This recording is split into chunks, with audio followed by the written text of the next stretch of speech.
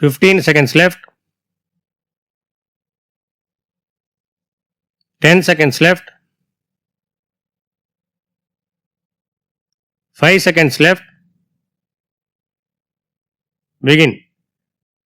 மாண்புமிகு பேரவை தலைவர் அவர்களே, ஆளுநர் உரை மீதான விவாதத்தில் பேசுவதற்கு முன்னர் தங்களுக்கும் மாண்புமிகு முதலமைச்சர் அவர்களுக்கும் அமைச்சர் பெருமக்களுக்கும் சக சட்டமன்ற உறுப்பினர்கள் அனைவருக்கும் என்னுடைய வணக்கத்தை தெரிவித்துக் கொள்கிறேன்.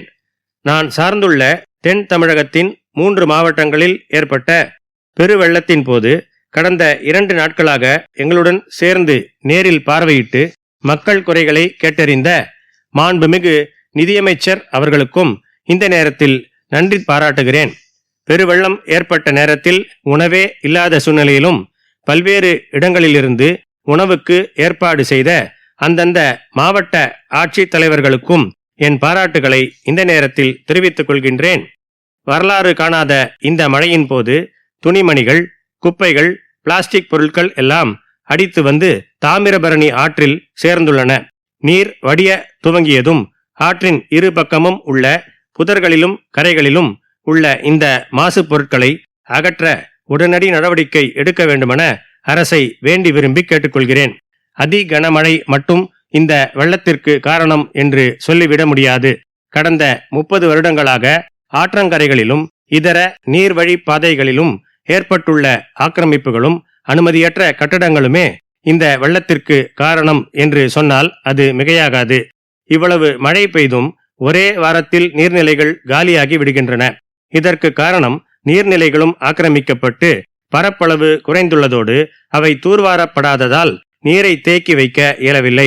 பருவநிலை மாற்றத்தால் இனி அடுத்தடுத்து வெள்ளமும் வறட்சியும் வர வாய்ப்புள்ளது. எனவே போர்க்கால அடிப்படையில் நீர்நிலை ஆக்கிரமிப்புகளை அகற்றி அவற்றை ஆழப்படுத்த வேண்டும் என்பதை அரசின் கவனத்திற்கு கொண்டு வர கடமைப்பட்டுள்ளேன். மேலும் கிராமப்புறங்களில் சிறு குளங்களில் மண் அள்ளுவதில் உள்ள கட்டுப்பாடுகளை நீக்கி 3 அடி ஆழம் வரை மாட்டு வண்டிகளின் மூலம் அள்ள அரசு அனுமதித்தால் மண்பாண்ட தொழிலாளர்கள் பயன்பெறுவார்கள். குளங்களின் ஆழமும் அதிகரிக்கும் என்பதை சுட்டிக்காட்ட கடமைப்பட்டுள்ளேன். அடுத்தபடியாக சமீபத்தில் சென்னை புறநகர் பகுதியில் மிகப்பெரிய பேருந்து நிலையத்தை உருவாக்கியுள்ளது குறித்து மெத்த மகிழ்ச்சி அடைகிறேன். எனினும் அதிக சுமைகளுடன் தொலைதூர தென் மாவட்டங்களில் இருந்து வருவோர் அங்கு இறங்கி அவற்றை சுமந்து மாற்று ஏற்பாடுகள் மூலம் நகருக்குள் வர மிகுந்த சிரமப்படுகிறார்கள். எனவே அவர்களது பெட்டிகளை எடுத்துச் செல்ல விமான நிலையத்தில் உள்ளது போல தள்ளுவண்டி வசதி செய்து தர வேண்டுமென்று கேட்டுக்கொள்ள விரும்புகிறேன்.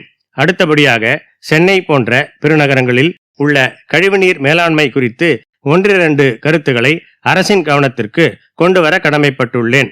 தற்போது சென்னை மற்றும் சுற்றுவட்டார பகுதிகளில் 1 கோடிக்கும் அதிகமாக மக்கள் வசித்து வருகிறார்கள். குறிப்பாக புறநகர் பகுதிகளில் உள்ள அடுக்குமாடி குடியிருப்புகளில் இருந்து லாரிகள் மூலம் அகற்றப்படும் கழிவுநீர் இரவு நேரங்களில் சமூக விரோதிகளால் கால்வாய்களிலும் காலி நிலங்களிலும் கொட்டப்பட்டு சுற்றுப்புற மாசு ஏற்படுகிறது. எனவே இதனை முற்றிலும் தடுத்து 2-3 இடங்களில் சுத்திகரிப்பு நிலையங்களை அமைத்து அங்கு அனுப்பி சுத்தப்படுத்த ஆவண செய்ய வேண்டும் என்று அன்போடு கேட்டுக்கொள்கிறேன்.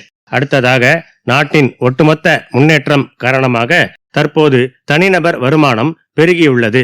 அதே நேரத்தில் அரசு கடன் வாங்கும் அளவும் படிப்படியாக அதிகரித்து ஒவ்வொரு குடிமகனுக்குமான வட்டி சுமை நாளுக்கு நாள் அதிகரித்து வருகிறது. எனவே உலக வங்கி உள்ளிட்ட அமைப்புகளில் இருந்து பெறும் கடனை கட்டமைப்பு வசதிகள் மற்றும் மக்கள் நல திட்டங்களுக்கு மட்டுமே பயன்படுத்த வேண்டும் என்று அரசை கேட்டுக்கொள்ள கடமைப்பட்டுள்ளேன். குறிப்பாக ஏழை எளிய மக்களின் வாழ்க்கை தரத்தை உயர்த்த அவற்றை பயன்படுத்த வேண்டும் என்று சுட்டிக்காட்ட விரும்புகிறேன். இந்திய அரசமைப்பு சட்டம் அமலுக்கு வந்து 75 ஆண்டுகள் நிறைவு பெற்றது குறித்து மாமன்ற உறுப்பினர்கள் அனைவருக்கும் எனது இதயங்கனிந்த வாழ்த்துக்களை தெரிவித்துக் கொள்கிறேன். அதே நேரத்தில் சமீப காலமாக போதைப் பொருட்கள் பயன்பாடு அதிகரித்து அடிக்கடி குற்றச்சம்பவங்கள் நேர்வதை நான் சுட்டிக்காட்ட கடமைப்பட்டுள்ளேன். எனவே சட்டம் ஒழுங்கை பராமரித்து சமூக விரோத சக்திகளை இரும்பு கரம் கொண்டு ஒடுக்க வேண்டுமென்று நான் அன்போடு அரசை கேட்டுக்கொள்ள கடமைப்பட்டுள்ளேன். மாண்புமிகு பேரவைத் தலைவர் அவர்களே, பேரவையின் நேரத்தை அதிகம் எடுத்துக்கொள்ளாமல் இதுவரை பேச வாய்ப்பளித்த தங்களுக்கு நன்றி தெரிவித்துக் கொள்கிறேன். எனது உரையில் நான் வைத்த வேண்டுகோள்களை அரசு கனிவுடன் பரிசீலித்து உரிய நடவடிக்கை எடுக்க வேண்டும் என்று கேட்டு இத்துடன் என் உரையை நிறைவு செய்கிறேன்.